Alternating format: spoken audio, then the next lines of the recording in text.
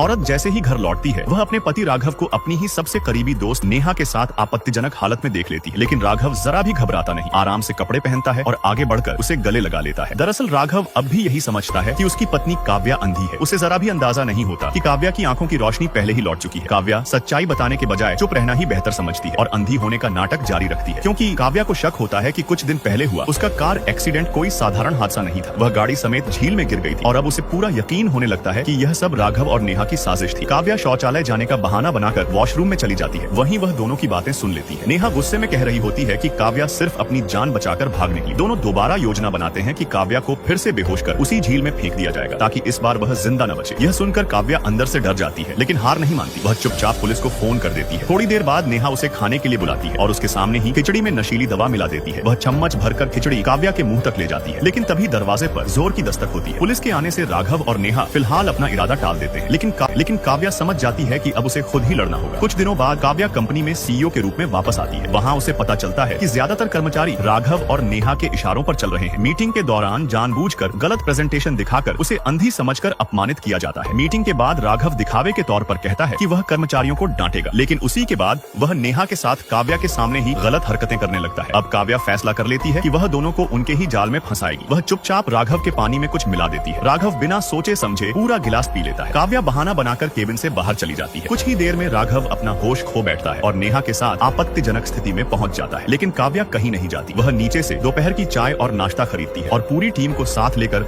अचानक ऑफिस वापस आ जाती है। सबके सामने राघव और नेहा की सच्चाई उजागर हो जाती है। काव्या गुस्से में कहती है, नेहा तू मुझे बहन कहती थी और मेरे पति के साथ यह सब, अगर आज मैं वापस न आती तो तुम दोनों मेरा अंत कर चुके होते। राघव माफी मांगने लगता है। नेहा रोने का नाटक करती है और राघव पर इल्जाम डाल देती है, लेकिन जब काव्या सवाल करती है तो नेहा अपना असली चेहरा दिखा देती है। वह काव्या को अंधी कहकर अपमानित करती है और दावा करती है कि कंपनी और राघव दोनों उसी के होंगे। काव्या अचानक रोने लगती है और जमीन पर बैठ जाती है। मुझे मत मारो, मैंने तुम्हारा क्या बिगाड़ा है। भीड़ के सामने राघव काव्या का साथ देता है। नेहा गुस्से में वहाँ से चली जाती है, यह समझे बिना कि खेल अभी बाकी है। अगले ही दिन काव्या राघव और नेहा का वीडियो इंटरनेट पर डाल देती है। वीडियो वायरल होते ही कंपनी के शेयर गिर जाते हैं। बोर्ड मीटिंग में फैसला होता है कि दोनों को कंपनी से निकाल दिया जाए। राघव गिड़गिड़ाता है और कहता है कि अगर काव्या माफ कर दे तो सब ठीक हो सकता है। अपनी कुर्सी बचाने के लिए दोनों काव्या से झूठी माफी मांगते हैं और पीछे से उसे रास्ते से हटाने की योजना बनाते हैं। काव्या उनकी बात मानने का नाटक करती है और प्रेस कॉन्फ्रेंस की हामी भर देती है। प्रेस कॉन्फ्रेंस में राघव और नेहा भावुक अभिनय करते हैं, लेकिन तभी काव्या सबके सामने उनकी साजिश और गुनाह उजागर कर देती है। नेहा गुस्से में काबू खो बैठती है और काव्या का गला पकड़ लेती है। मीडिया के कैमरे उसकी असली सूरत रिकॉर्ड कर लेते हैं। इसी के साथ राघव और नेहा दोनों की इज्जत, करियर और जिंदगी पूरी तरह तबाह हो जाती है।